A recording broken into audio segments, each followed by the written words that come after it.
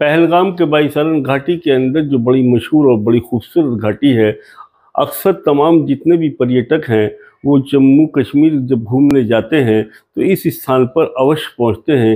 यहीं से ये रास्ता अमरनाथ के लिए भी जाता है। विशेषकर लोगों का यहाँ पहुंचना हमेशा तांता लगा रहता है। लेकिन आतंकवादी घटना जो कल 22 तारीख के अंदर घटी है वो इंसानियत के नाम पर कलंक है।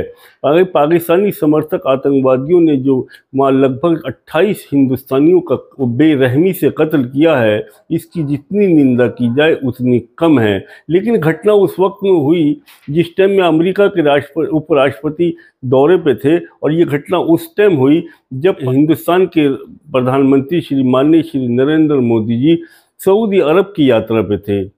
और ये घटना उस वक्त हुई है जब पाकिस्तान के आर्मी चीफ कश्मीर के ऊपर उन्होंने तरह तरह के बयान देने शुरू कर दिए थे। तो उसी वक्त में हमारी तमाम खुफिया एजेंसी जो हमारी कश्मीर के अंदर हैं, जो आर्मी की खुफिया एजेंसी हैं, जो इंटेलिजेंस ब्यूरो है, इनको सब कुछ सचेत हो जाना चाहिए था कि ये पड़ोसी देश का आर्मी चीफ क्या बकवास कर रहा है।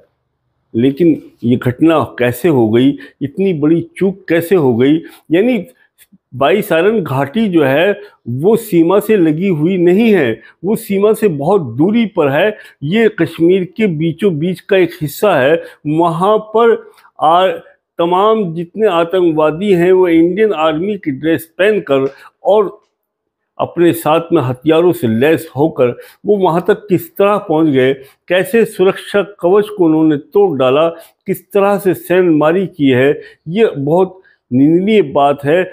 हमारी खुफिया एजेंसियां, आर्मी लगी हुई है, दूसरी एजेंसियां लगी हुई है, वो क्या कर रही थी, उनमें कहाँ चूक हुई है?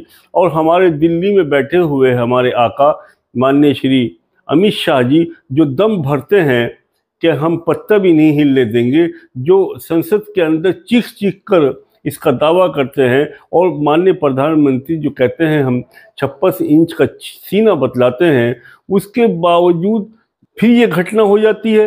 यानी 2019 के अंदर पुलवामा की घटना के बाद में ये सबसे बड़ी घटना है। पुलवामा की जो घटना हुई है उससे भी ज़्यादा खतरनाक और बेरहमी की घटना है। यानी इसको पुलवामा 2 माना जा रहा है।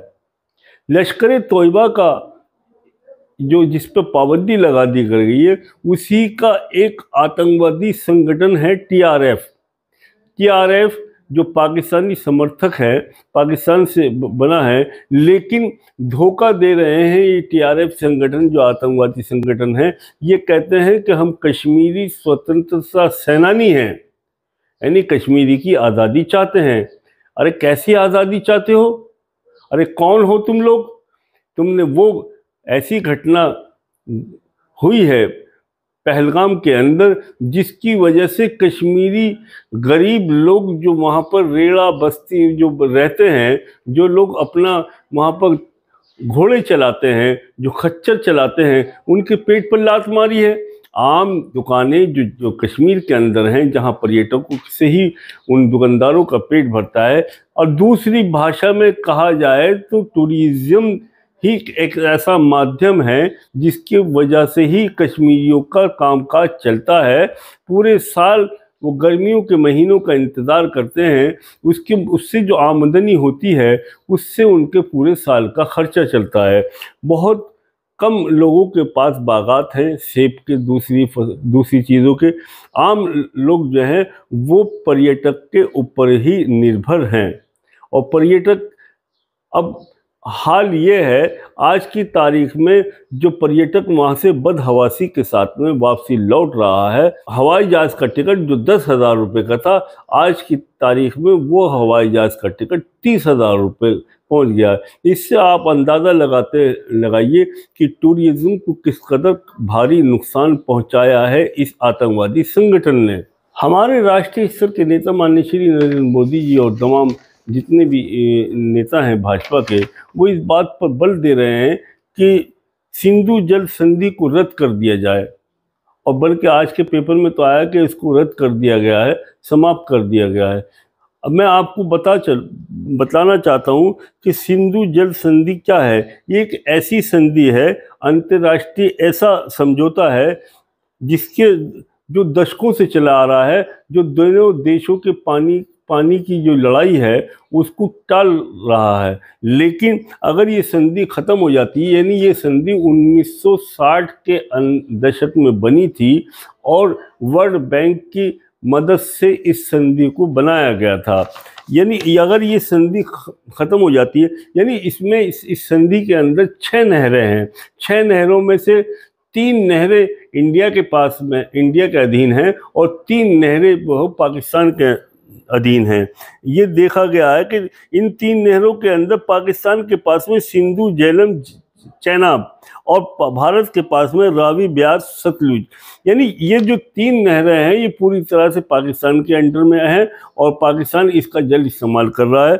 और ये जो 3 नहरें ये इंडिया के पास में है, लेकिन जो पाकिस्तान के पास 3 नहरें हैं उसके ऊपर हम सिंचाई भी करते हैं उन नहरों से, उससे हम बिजली भी बनाते हैं और इस बात की हमको अनुमति है कि हम उस नहरों का इस्तेमाल कर सकते हैं। यानी 6 की 6 नहरें एक तरह से देखा जाए तो हमारे भारत से ही निकल के जाती हैं और हमारा उसके ऊपर पूरा कंट्रोल है। यदि हम इन नहरों के पानी को रोक देते हैं या पानी का रुख बदल देते हैं या डैम बनाकर पानी को हम रोकने का प्रयास करते हैं, तो पाकिस्तान के अंदर सबसे बड़ा संकट जो आएगा वो बिजली का आएगा। उससे बड़ा संकट जो पाकिस्तान के ऊपर छा जाएगा, पाकिस्तान की 90% खेती इन ही 3 नहरों के ऊपर निर्भर है। यदि इन 3 नहरों का पानी पाकिस्तान से काट दिया जाए तो पाकिस्तान को भूखमरी के कगार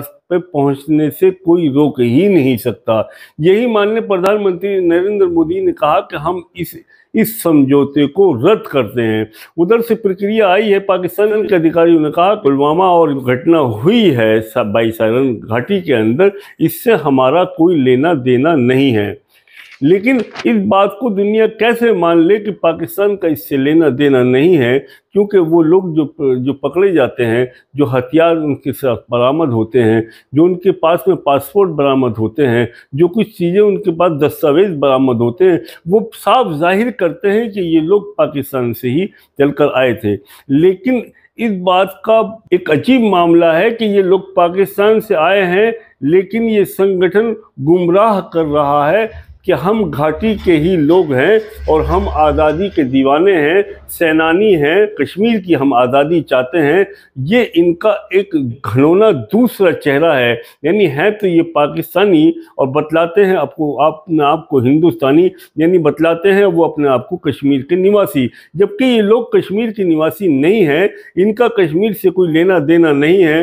आपने देखा कि बाईसारन घाटी के अंदर जिस टाइम में ये घटना घटी है, तो वहाँ की जो मुकामी कश्मीरी हैं, जो खच्चर चलाने वाले हैं, उन्होंने उन लोगों की पूरी तरह से हिमायत करी, मदद करी और पूरी तरह से उन जख्मियों को अस्पतालों तक पहुंचाया, मृतकों की भी मदद की। और इसी वजह से एक कश्मीरी को आतंकवादियों ने अपनी गोली का शिकार बनाया।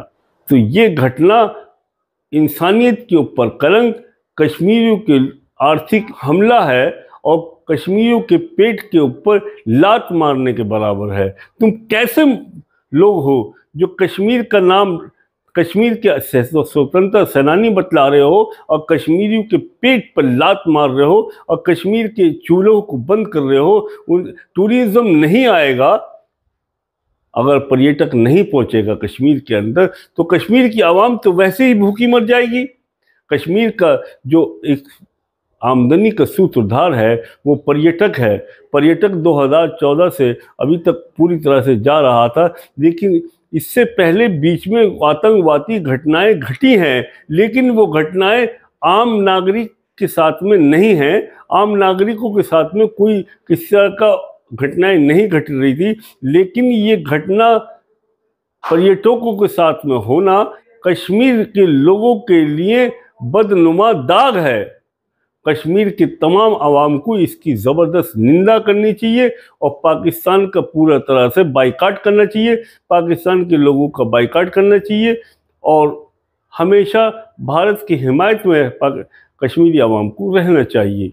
मैं अपनी वीडियो का समापन चंद शेरों से करूँगा कि इंसानियत हमारे अंदर आज भी जिंदा है। हम गांधी के देश के लोग हैं, हम गांधीवादी हैं। तो इसी पे मैं चंद पंक्तियाँ अपनी सुनाकर बात को समाप्त करूँगा, वीडियो को समाप्त करूँगा कि अहिंसा के हम पुजारी हैं, हिंसा नहीं चाहते। अहिंसा के हम पुजारी हैं, हिंसा नहीं चाहते। अरे नापाक सीमाओं में घुसपैठ बंद कर दे, हम लड़ना नहीं चाहते। उठेगी जो शमशीर तो सर्वनाश कर देगी, तेरी धरती ही तुझको पहचानने से इनकार, तेरी धरती ही तुझको पहचानने से इनकार कर देगी।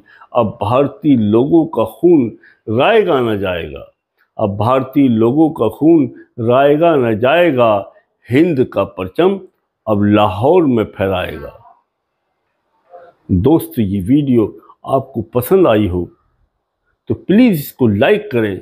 अपने दोस्तों में, रिश्तेदारों में, मिलने वालों में, जिम्मेदार लोगों में, समाज के उस वर्ग में जो समाज के अच्छी सोच के लोग हैं, उनके अंदर इस वीडियो को शेयर करें। बेल आइकन दबाएं, तमाम वीडियो आपके पास हमेशा पहुंचती रहे। और अपने विचार ज़रूर दें, अपने विचारों को ज़रूर रखें इस वीडियो के संबंध में, और हमको अच्छी राय भी दें। हम आगे वीडियो कैसी बनाएं, इस बारे में भी आप अपने शुभ विचार रखें। और चैनल को ज़रूर सब्सक्राइब करें।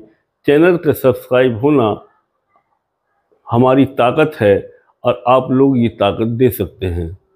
जय हिंद, जय भारत।